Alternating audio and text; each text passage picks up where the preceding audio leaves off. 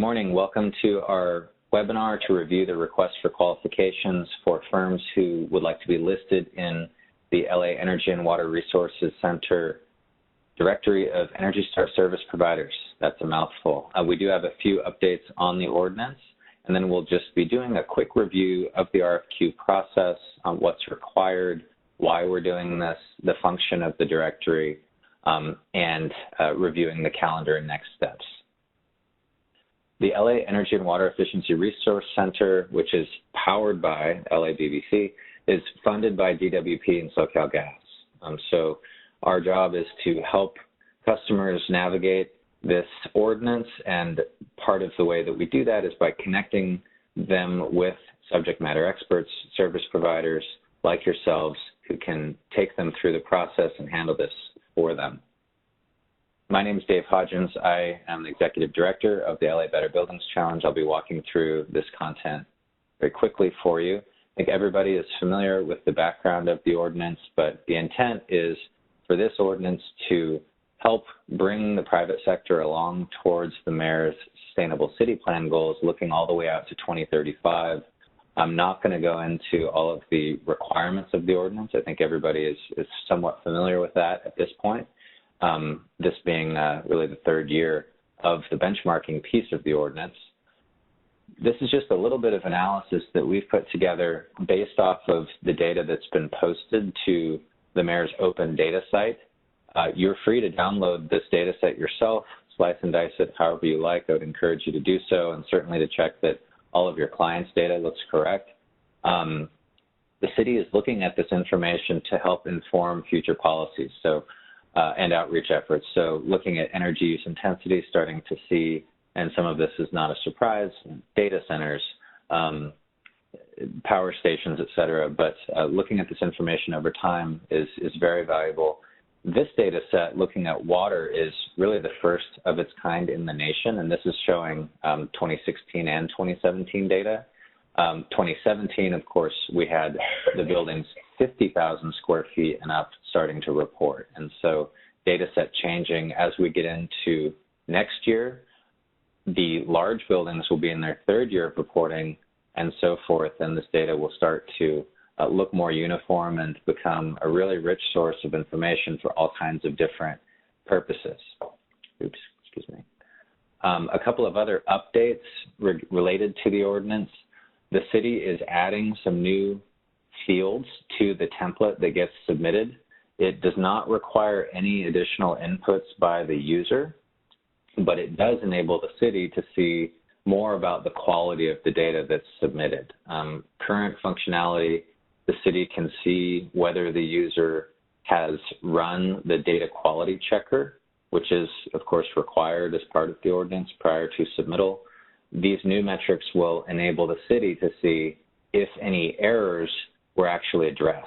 For example, gaps in meter data, other issues like that, which can be flagged during that process. So it'll be an ongoing effort on the city side to encourage property owners to clean up their data and consultants, and it also gives visibility into how well everybody is familiar with the system, training needs, et cetera, and aligns with AB 802. A note on that, in case anyone is unclear, a building that complies with the LA ordinance, no further action is required in order to comply with 802. So the city will share the data with the Energy Commission. They did so last month for the first year, and that will be the process going forward. But these new metrics will give the city a lot more information on the quality of what's getting submitted, and that is something that we will look at the Resource Center perspective to see that firms that are submitting data on behalf of these buildings are also submitting high-quality data. So trust but verify. The underlying data set, I think everybody knows this too, for Energy Star scoring was updated August 26th to reflect the most recent CBEX database. So what that meant was that scores for a lot of your clients' buildings went down, in some cases pretty significantly. That is not immediately necessarily relevant for ordinance purposes, except for buildings that were on that cusp of just above the 75 of certifiable scores. Some have dropped below that. So hopefully everyone was able to get their certification apps in ahead of the deadline. EPA, communicated a lot on that, so I'm sure everybody was on top of it. But we do recommend, going back in and making sure that all of the new property use details are reflective of the actual characteristics and operating characteristics of the building, because they're currently populated with default values, and that could potentially affect the score. As relates to the ordinance, the rule is that if a property was certified for 2 of the previous 3 years, then they're exempt from any further action on the energy side. So since the performance phase will start in 2020, buildings that are certified in 18 and 19, but perhaps not in 20, would be eligible for certification. So, exemption from any further action on that. So it doesn't really hit buildings for purposes of the performance phase here unless it drops them from certifiable to needing to make some progress. So that's it in terms of updates. Getting to the RFQ itself, again, we're funded by LADWP and SoCalGas to help customers navigate this process. We're a clearinghouse for information on the basic rules, trying to be a resource for everybody, including yourselves, because we recognize that some of this is still evolving. Deadlines changing, certain requirements being clarified. So we're a clearinghouse for that type of information. One of the services that we offer is a directory of service providers. And the EPA also has a directory of service providers, and we partner with them.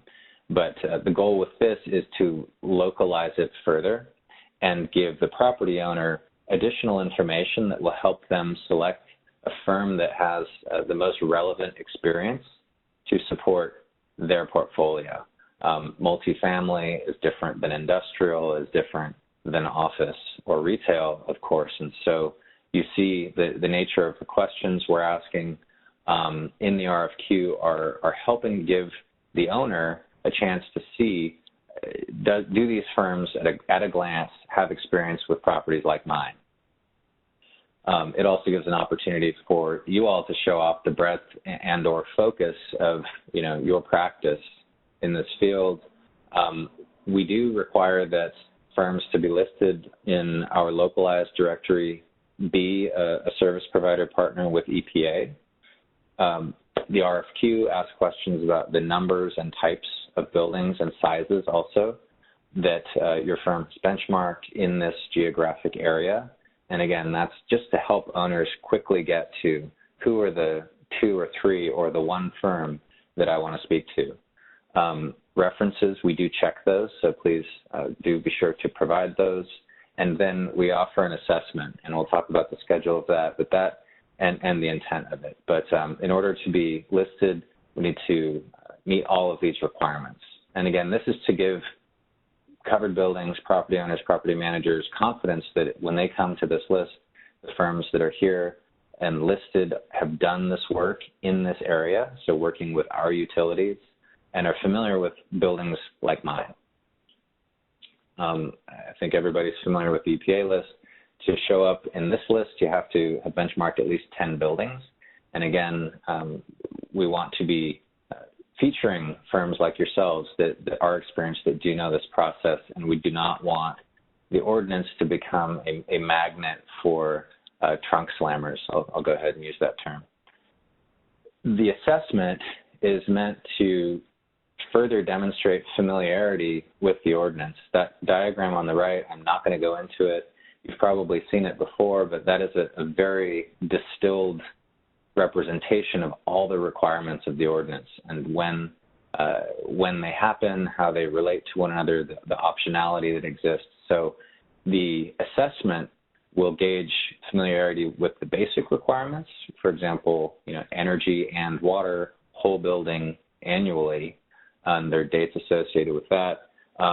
Some of the nuances of the ordinance, the different scenarios that would apply to a given building based on its assessor identification number, which determines the performance phase timing, what they've done to date in terms of energy and water savings. Is the property Energy Star certified? Is it not? So demonstrating familiarity with the options that are available given all of those variables. It's also important from our perspective that folks understand what resources are out there and where to go for questions. With the number of buildings that are covered under this ordinance and the complexity here, it's really important to just understand what's out there so you can get your questions answered more quickly. And the process for submitting FAQs, which we will work with Building Safety and or DWP or SoCalGas to resolve. We want you all to be very, very familiar with all of the information out there that can help you to help your clients and get this done as smoothly as possible and as quickly as possible. So that is the purpose of the assessment. Reviewing the schedule, the RFQ is now open, obviously. It will close on September 30th. We will open up the assessment, which is an online survey, basically an online test, series of questions that is completed and submitted. There's 2 weeks to do that. Firms who submit a complete RFQ package will be invited to take the assessment, and then we will we'll grade the exam, give you your scores, and if you pass, you'll be listed in the directory on November 1st. And that gives owners, as they head into the end of the year, notifications for next year's compliance will go out in December. So we'll have a fresh directory of the most up-to-date information on your capabilities and areas of expertise ahead of that notification going out, and owners who want to outsource this function to get an expert on board will be able to look at the directory for that. Some of you have been on the directory already, and so it's important, though, and we don't mean to create extra work here.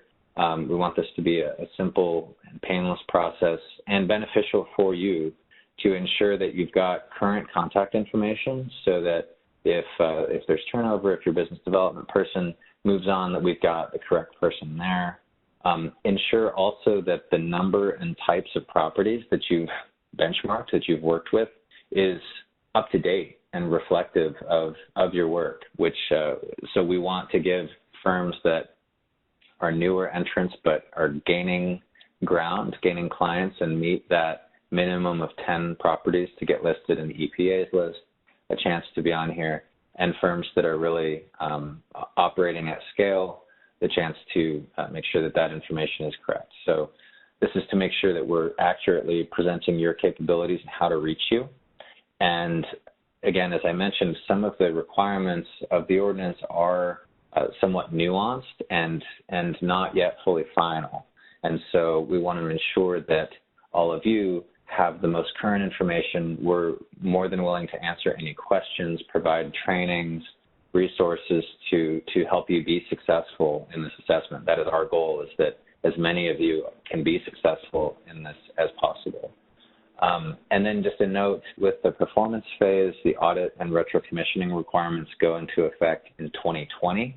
We're getting questions about this, and I can provide a separate update for those that are interested. We will be creating a separate and similar directory of audit and RCX providers coming next year. So for those of you who also offer these services, please stay tuned, and we'd like to hear from you as part of that process as well. Again, reviewing the schedule, please get your responses in by September 30th. We'll open the assessment on October 1st. We'll have 2 weeks to get through that. And then again, firms who successfully complete that assessment exam will be added to the directory on November 1st ahead of the next round of notifications that will go out on December 1st. So please send any questions to info@la-bbc.com. I know this is a brief recording. Please send any questions there, and we'll make sure that everybody gets the answers ahead of the submittal deadline. Thank you very much.